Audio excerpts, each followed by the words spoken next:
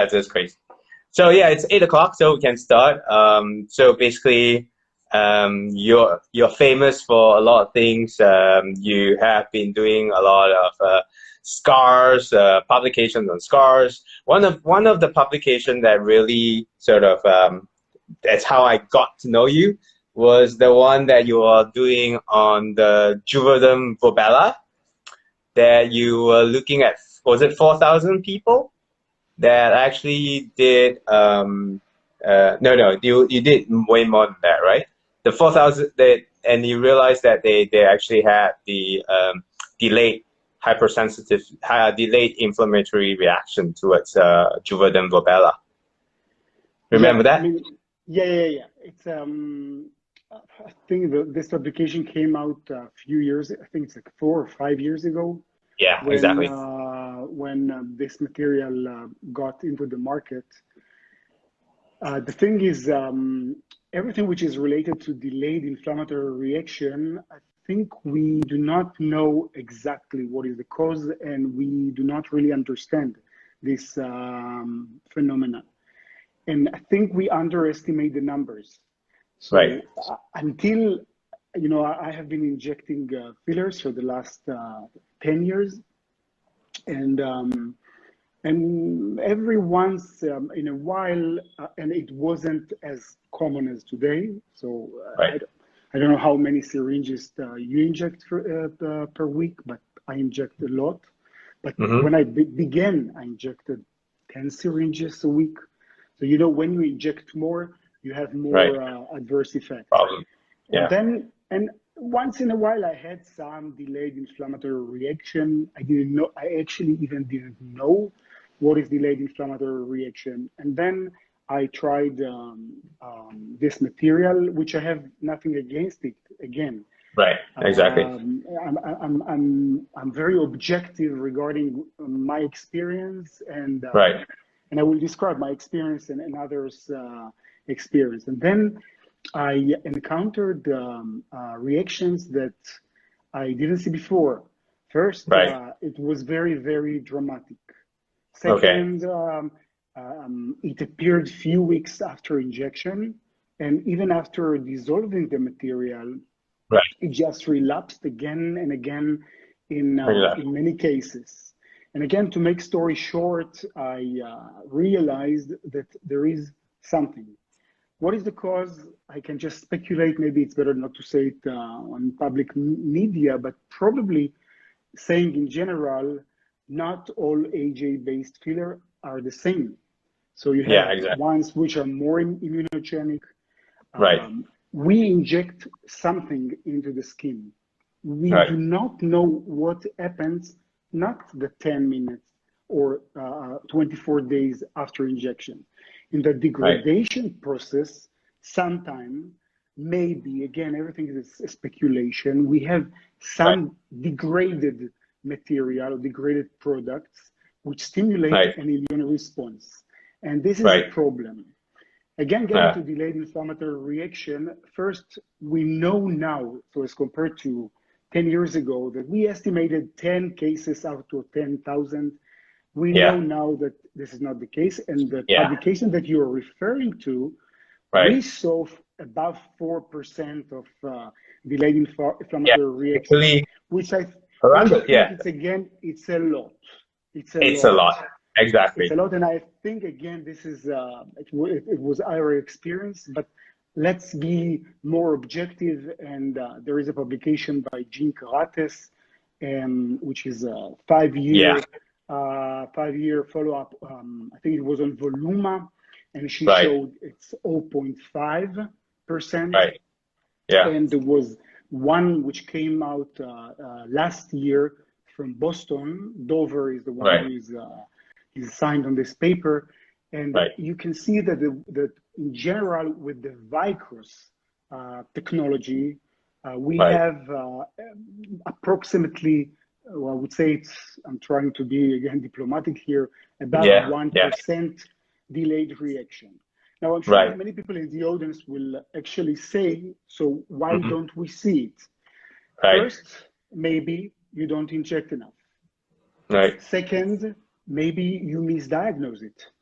Yeah. Okay, and I can tell If you you, don't find it, yeah, yeah, thank you. and I can tell you that fortunately, most of the cases they are self-remitting. It's really Yeah, mild. You can relate it to he was sick, it was a little bit puffy, and it's gone. And this is yeah, the reason it is underdiagnosed. But I can tell you because exactly. I work in a tertiary center, so we Right. see many cases in the hospital. Right. Yeah, in fact, it is because when during the first few cases, we all stunned. We just don't know what's going on. We see this coming in again and again. People had swelling. We don't have so much of erythema comparing to the West, but what we Mm-hmm. see is swelling, and it comes and goes, and it just completely repeating itself. And like you say, you highlight, it's not going to take it away. Some of them actually, if it's lucky enough, if the volume is not, or they sort of migrate or do certain things, you don't see it anymore. But there are those who just keep on coming. And that time, we don't really, we heard about it, but we don't sure. And I think it takes a lot of guts to write that paper. I was like, wow, this guy has lots of guts. you, Yeah, you're going against a big company there, you which don't. not a lot of people dare to do so, Yeah, you don't want to know what were the consequences, but I will not reveal it in Okay, public. let's leave it for a No, private no, talk. no. I won't reveal it So, on. But I have to say that I was questioned and right, questioned by the company right, to kind of, I would say, divert the agenda and right, the conclusions into different directions. right, But I have to say, and I say it really solidly, right. uh, generally speaking, you have many fillers in the market. I Mm-hmm. believe it's gonna change. So the Right. market is gonna change in the Yeah. next few years. But Exactly. generally speaking, nowadays there are many fillers in the markets. Right. If you buy a filler, you Mm-hmm. have to buy it from a good company, from a company who provide data, who Right. provide studies. Right. Uh, don't try any material Think that. that you are given even for free, because Exactly. sometimes the long-term adverse effect post-marketing will be very Yeah. severe. And Exactly. one thing that is for sure, not all AJ-based fillers are the same. Okay, Yes. there are I ones totally who are agree. more immunogenic, and Yeah. I have to maybe mention in this aspect, that it's we wrote together. So when I have a problem in my life, Right. how I deal with it. So I'm trying first to find a solution in the literature. Right. And I will not again get into details, but I reviewed every paper. And Mm-hmm. as a physician who begins his way, it's very difficult to find really, I would say, a very clear stepwise algorithm. What to Right. do if I have a delayed inflammatory reaction. So after Right. seeing that there is such a mess in the literature, and Mm-hmm. you are part of this project. So Right. for the last 3 years, I contact um, all very important people who inject a lot. We have nothing Okay. against any company. We Yeah. really wanted to promote and to assist Good physicians thing. with Yeah. dealing with delayed inflammatory reactions. So I won't mention Exactly. names, but you have Yeah. Greg Goodman from Australia, and you have Daniel Right. Casuta from Milan, and you have Right. Achima and yourself, and you Mm-hmm. have Dr. Marina Lando from Israel, Right. and Yanni from. You have really 18 very talented and very well experienced injectors, and for Right. 3 years we were fighting. Oh, I think you lose the connection. Are you there?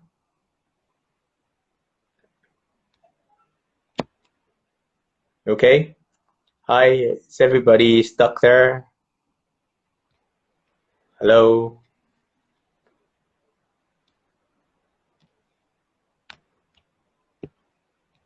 Can you?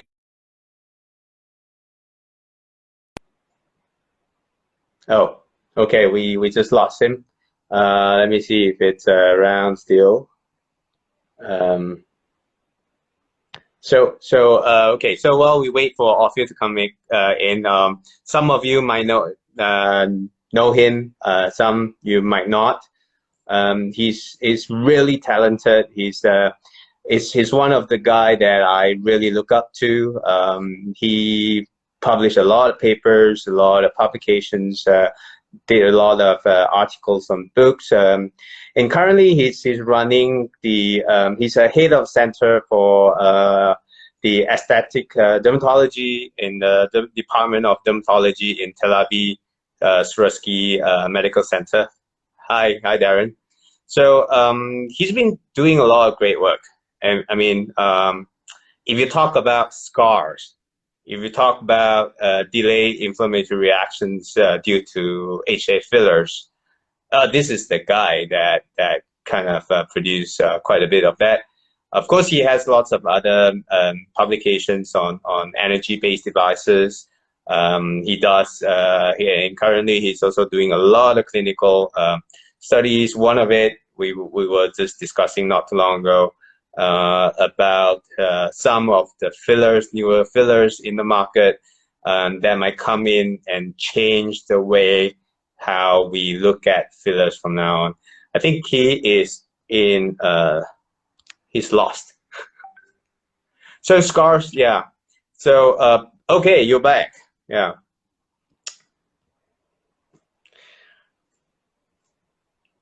Hi.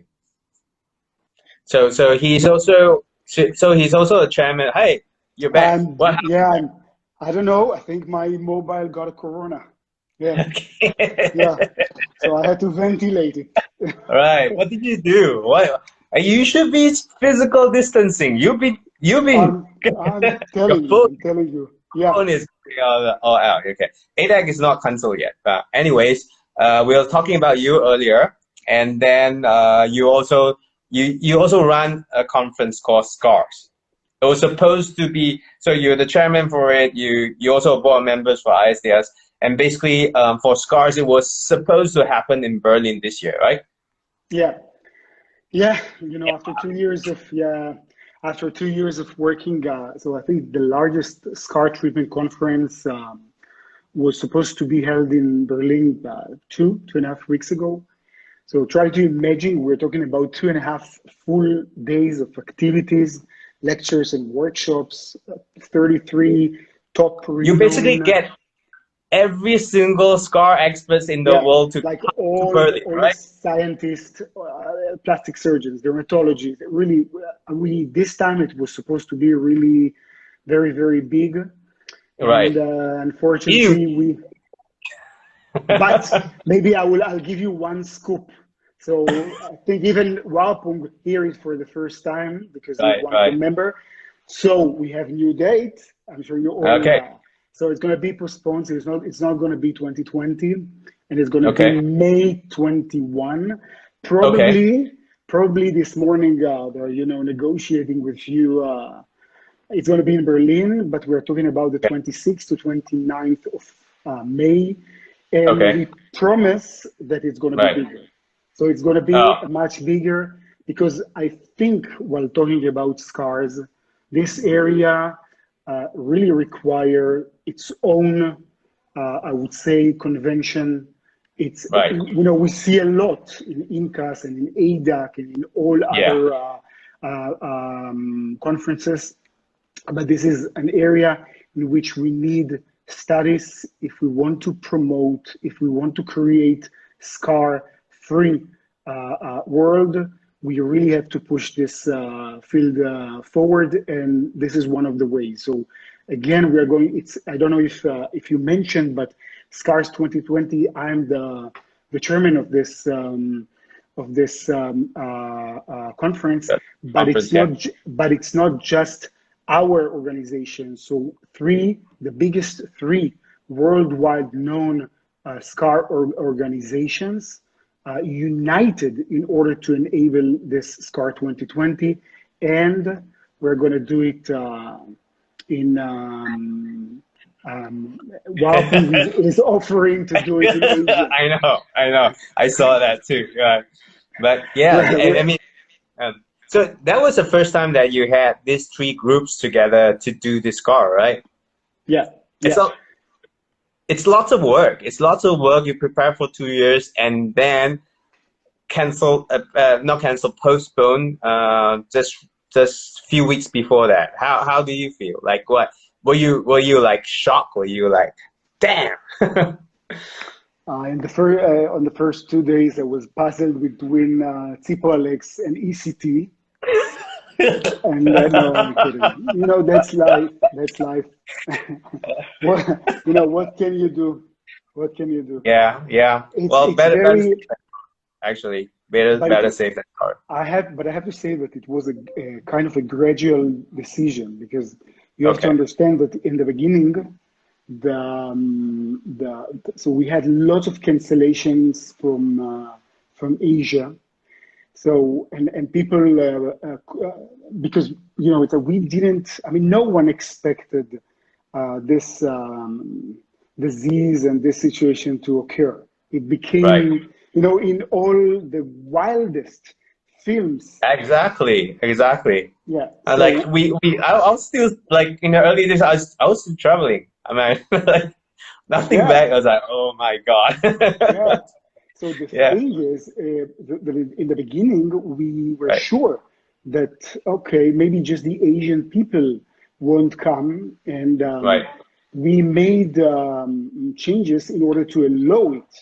So Right. we made kind of virtual conferences possibility. So at least for the people who would not be able to attend, they Right. will be able to listen and to participate from home. Right. But again, you know, it's like every day it got worse and worse, and in the end, it's a Yeah. decision that it was unavoidable. Yeah. I think it's a good decision.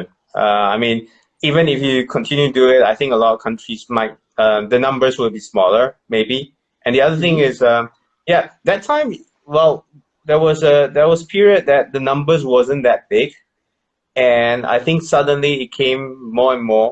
I don't know whether was it due to the Orthodox meeting, the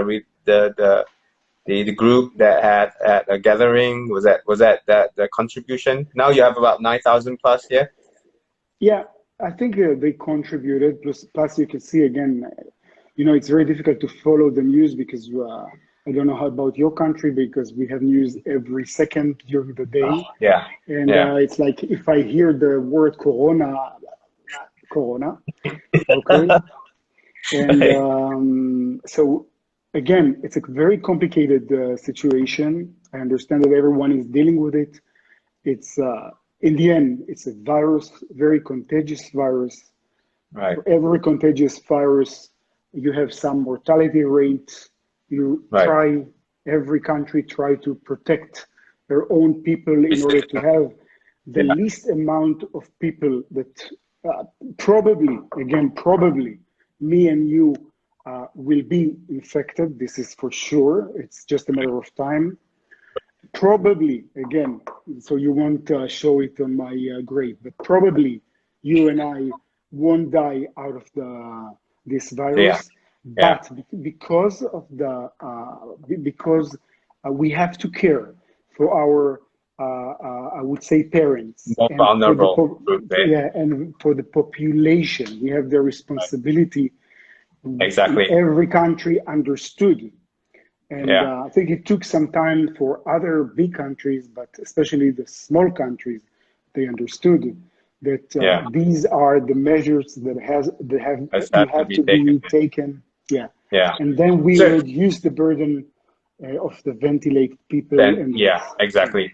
yeah, Basically the mortality rate in Israel is low, and you so far have 60 deaths despite so many got infected. Was the hospital maxed out? What was that? Do you see people lining up just like what we've seen in some no, other countries now? So not at all. it's still under control. Yeah, that's great. But has I it think affected So when you didn't have lockdown for a certain period of time, right? Mm-hmm. It's And not and locked, so it's not really a lockdown. So Israel right, was the first country. In the beginning, I thought it's an exaggeration, right. but mid-February, when we were supposed to meet with Warapung in Oh, yeah. Bangkok, so immediately we got our regulation that we cannot fly, and if I fly, I would have to stay Right, at home after coming back. So, and right. it was in the beginning, it looked really ridiculous in a way, and how and why, but Hmm. probably it was smart because again they closed many I would say possibilities of infection from the very early very early phase of the disease, Right. and so we're not under, it's not full lockdown, it's Right. relatively partial lockdown. We're Okay. lockdown, we have been locked just in the last 24 hours, but it's going to be released tomorrow. So just because we Wow, didn't want it's to, only okay. no, but they wanted to, the reason for it, they wanted, I told you that there is a, Yeah, Passover, so they didn't yeah, want people Passover. to go to their parents. So they Yeah. did it on purpose, Okay. but Smart move. again, it's a partial lockdown, Okay. and we will again, it's just everything is speculation. You know, you have to understand that no one knows, but we Yeah. started talking about the day afterwards. So I do Sure. believe that in 2 to 3 weeks Right. there will be a gradual release. Release. So Yeah. yeah, So of the yeah, situation. exactly. So has it affected your practice? I mean, ever since the whole thing, do you see the numbers of patients have dropped No, tremendously? no, yeah, yeah. So I have two hats. One, I have a very big private clinic where 5 doctors, nurses, staff, lots of devices, and in this clinic, just really urgent cases. I just open to see and I go back. So it's Okay. it's closed. Uh, Okay. my second hat, I had probably the biggest hospital-based, I would say, center for advanced technologies and aesthetic dermatology. And while talking about this advanced technology and aesthetic dermatology, we're talking about port wine stents, and we're Right. talking about precancerous lesions. So Right. these procedures are actually performed. The only Right. problem, so they're scheduled and people can come and they can have these procedures. The Right. problem is that people are really scared, Right. to get into the hospital. So we Sure. have less and less people who are coming. Understand. I understand. So basically, do you think that this will drag for some time for you? Like, do you think it will bounce back, or you kind of foresee that for the next 6 months or so, still it will affect quite a number of people coming to you, especially if those who are doing the non-essentials sort of aesthetic dermatology things. Do you think that will be something that you I of had the concern? conversation yesterday with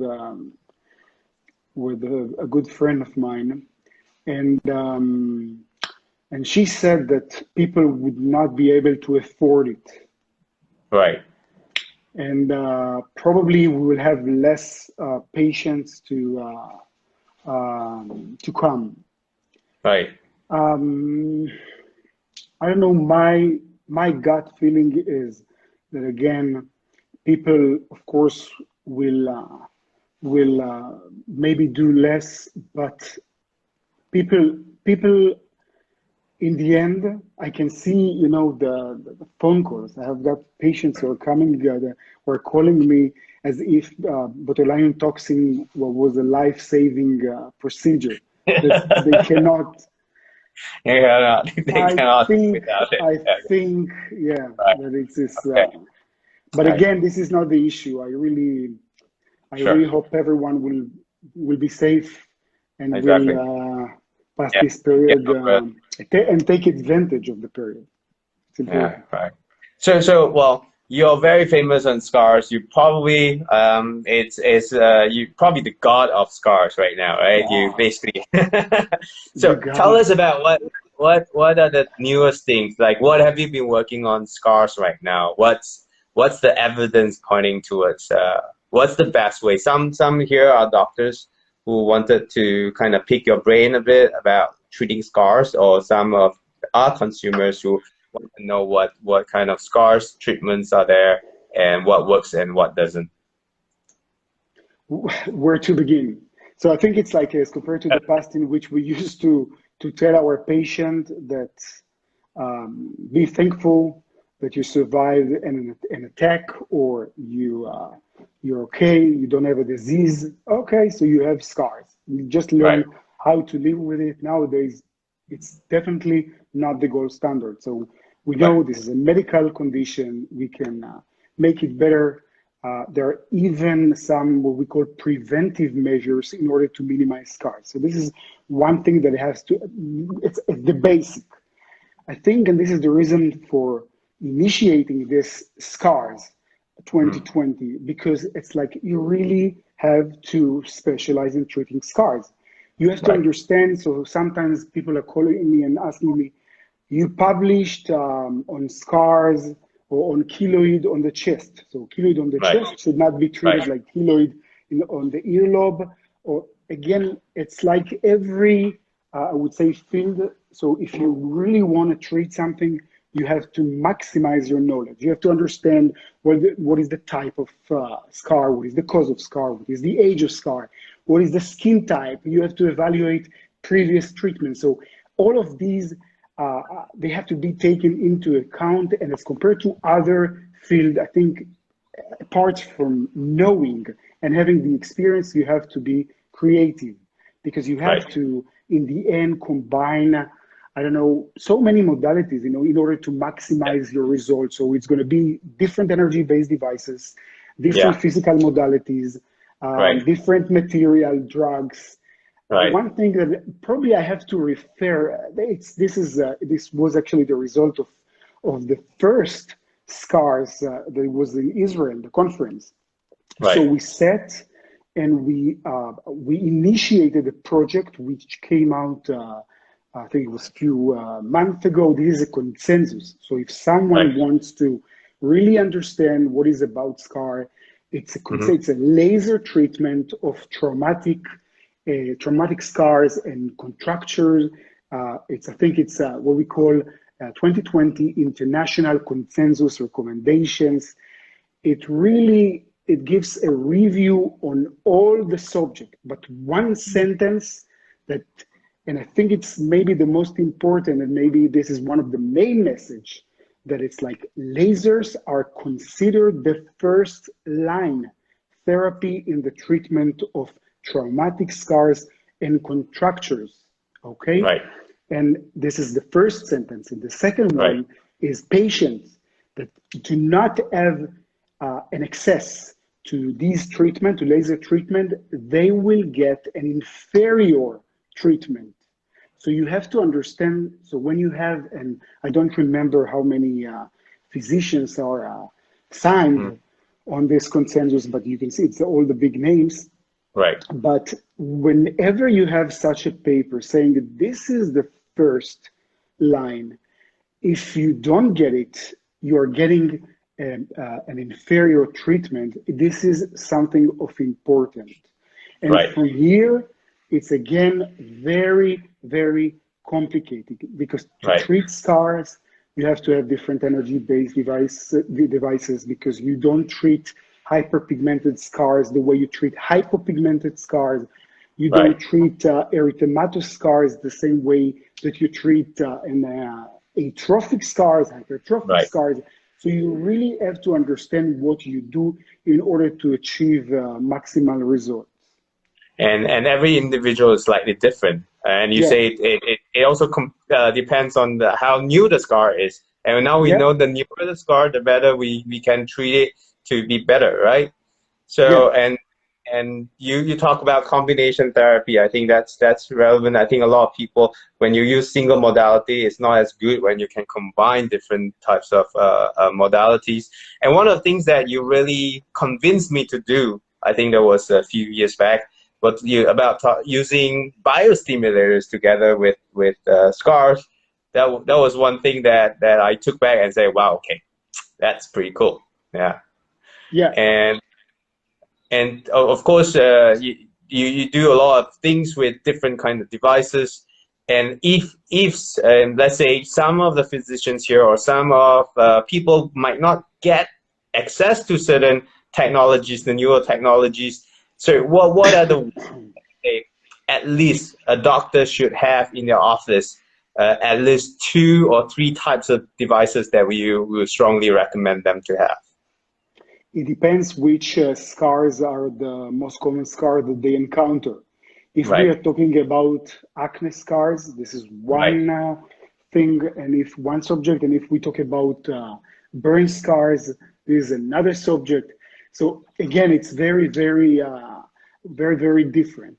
And the thing is that, and you have to understand that I think that, and maybe this is something which I always, when I have residents and I have other doctors who try to come and learn, I always tell them, be precise. So this field of aesthetic dermatology, which I do think that in the end it's not going to be this way, but nowadays there is a concept which is called return of invest.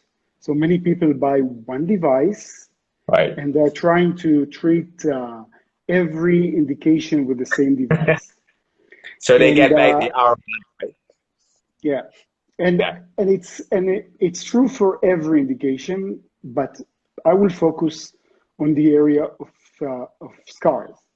So again, if I have a sickness or I have a medical problem, I want to be treated with the best medication or the best procedure or the best combined. The best doctor, it's very objective. It's not but the best, it's like sometimes it's not. If when sometimes doctors are calling me, and if they have the device, I can instruct them to do the treatment. But again, you want to get the best treatment, and I think as a doctor, and this is part of our, I would say, we in Israel, I hope in other different places worldwide it's the same. We were sworn to provide the best care. And while having this, I would say, obligation, if you know, and at first you have to know, if you know that for this patient, if he does 1, 2, 3, so if he gets certain treatment that you don't have the device in your clinic, don't do the treatment. Refer him to a place that they have the device. Yeah. And one thing you talk about lasers being first line, but we know that there are certain scars like the acne scars, the ice pick scars. They do have the limitation in terms of improving using energy-based devices. And what do you think about it?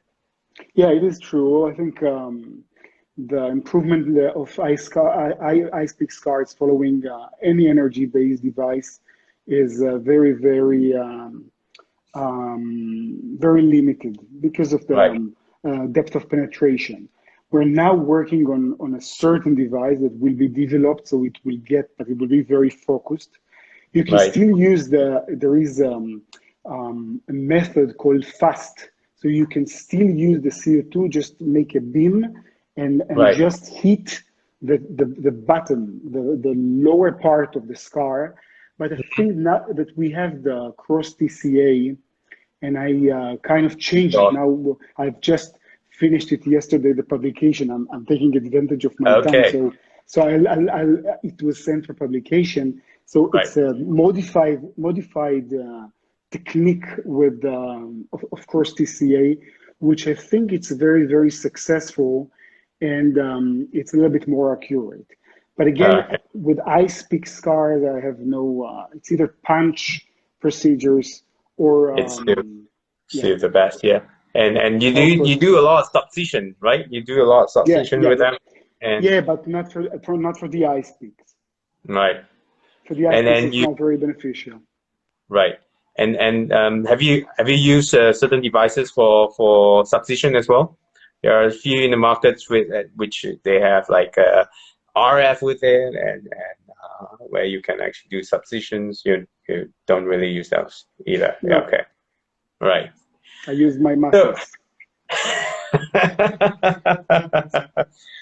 so now you like I'm trying to be Ting so. so like you haven't since the whole thing you haven't been traveling a lot. You get to do a lot of work and do a lot of research, publications, and what are you working now? Like I know you were working on the new, was that the one step above your pixel pill that you mentioned before? Again. The more, yeah, you used to talk about the pixel pill, the pixel The pill, was it? radio pill, the radio Yeah, pill. right. So basically now, what are the new things that they are working on? We have many projects and many interesting projects that we work on. I think we after we understood the situation and after being grounded, Right, I decided to take advantage of the period right, and to try and plan it and not to waste the time. So on the private level, I have more time for my kids and to do sport, and on the professional level, mm-hmm. we're really trying to finalize project and to push Right, my team into finalizing many trials that we finished and still the data wasn't collected, and so maybe I'll give you some. Part of the most of the information cannot really be disclosed at this stage, but right, things which are very interesting and one thing which would be interesting, I think, for the people who attended this Instagram live live, show, yeah, it's I would say, and I don't know, maybe I'll ask you, what is if you have a patient with scleroderma coming right, to you for injection of right, fillers, do you inject them? right. Currently, I won't. I don't think I would want to aggravate certain things, but if there is a component, I know there's a few coming up, and I think one of that you probably are working on it too. But it's like they have rejuvenating as well as kind of like hydration purposes in there in that kind of substances that you can inject. But currently, yeah, I won't. But what is your recommendation? So you see, I aroused your curiosity, and you think this is a good topic to talk about because we have many patients with Right, autoimmune disease. right, And we wanted first to understand their attitudes. So right. we did a survey. It was performed, it was done with our rheumatology department and Mm-hmm. patients who came not to be injected. So they have lupus or scleroderma or dermatomyositis, and they came to be treated for their disease. Right, So we asked them to fill out a questionnaire to show and to right. see their attitude. And Okay, the results were very, very interesting. So first, we tried to divide the patient into three groups. So mm-hmm. one group, I didn't do dermal filler injection, and I will never do it. Okay, Second, a person who say I didn't do, but I really want to do. right, And the third group is patient who did it, so they were injected in the right, past, and they want to be re-injected again. Right. The third group, we checked them to see, and when we followed them for 3 years to see if there were any adverse effects. Okay, Okay. this is one. But I think Right. this is not the most important. The most Right. important is that for the people, first, why people do not want to be injected. I'm talking about specific group. Yeah.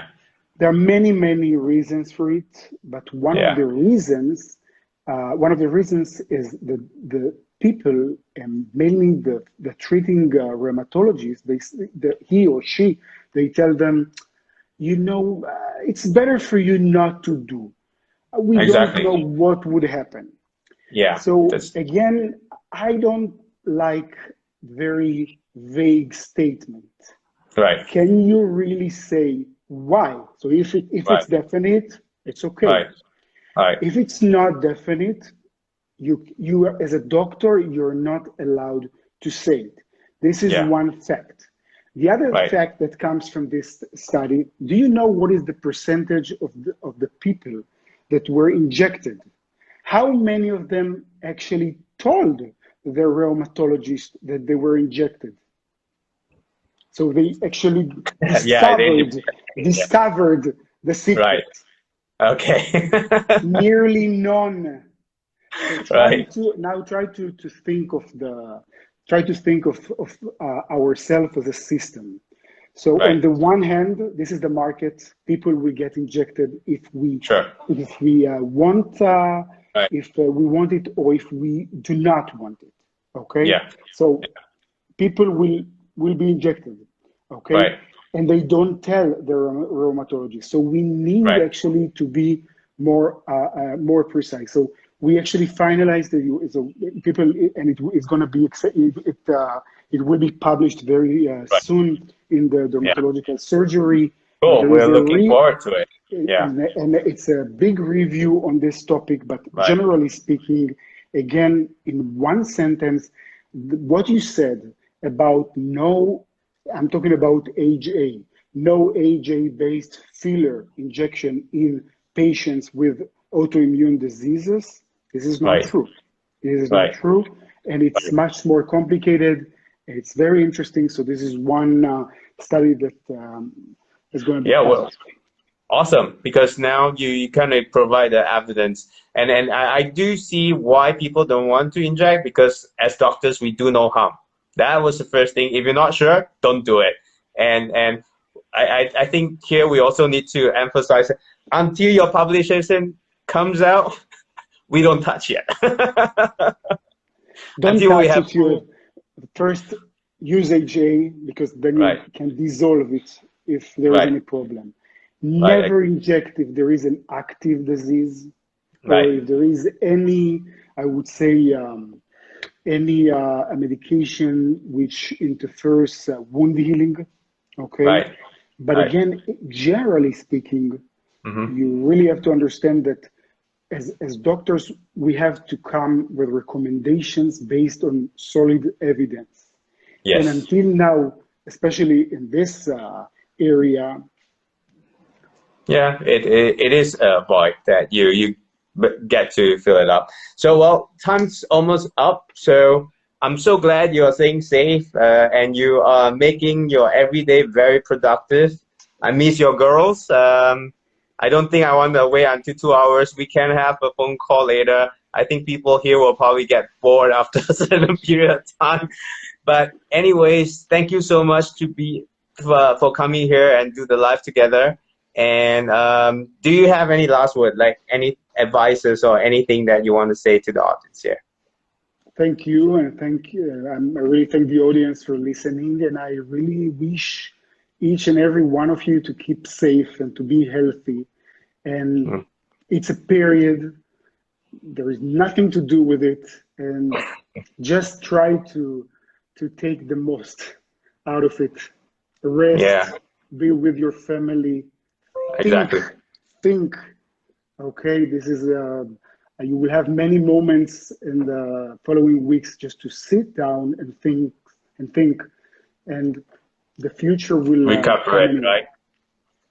Yeah, exactly. So I hope to see you soon. Not just Zoom and Instagram or WhatsApp, but really after this whole shenanigan, I think probably after July or August, probably we get to see then.